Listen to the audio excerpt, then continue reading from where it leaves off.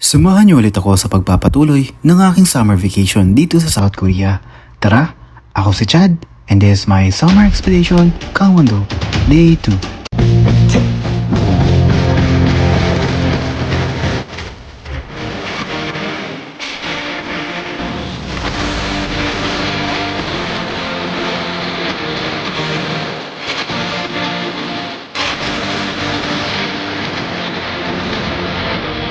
Ito na nga ang part 2 ng summer vacation ko dito sa South Korea.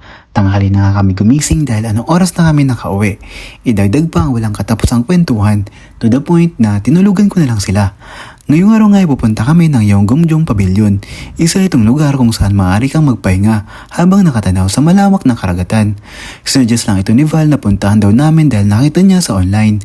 Advantage kasi kapag nag-research ka ng mga attraction sa lugar na pupuntahan mo. Less hassle at nakasave ka pa sa oras. Ilang sandali pa ay nakarating na din kami sa pavilion.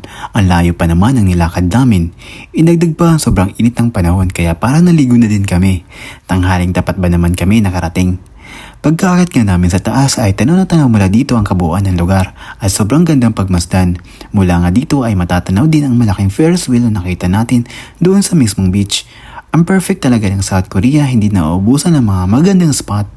Kahit saan ka pumunta dito, for sure may makikita kang bago sa paningin mo. Lumipat nga din kami agad sa isa pang pavilion para kumuha ng mga gandang shots. Mula nga dito sa kinaroroonan ko ay tanaw na tanaw din ang lighthouse. Sobrang ganda din pagmasdan kaya nga mas minabuti ko na lang na magmuni-muni muna. Go somewhere in the crowd there.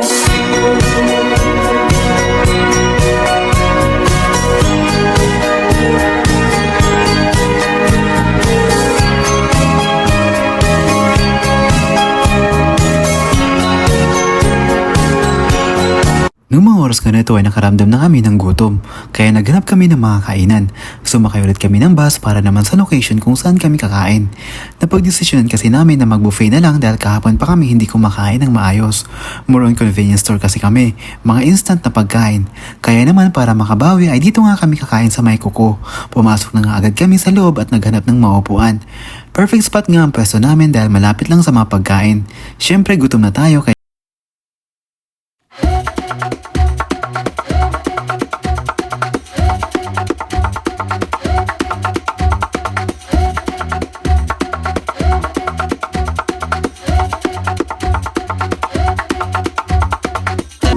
iba't iba nga mga pagkain dito mula sa mga masarap na mga menu like mga seafoods, pork, chicken, and so on. Madami kang pagpipilian.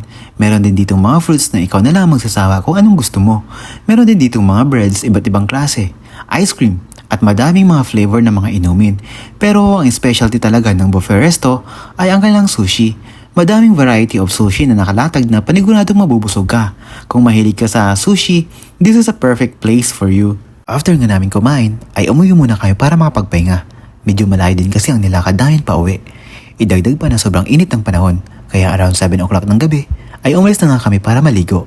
Kung napapansin nyo ang taas pa ng araw kahit alas 7 na ng gabi.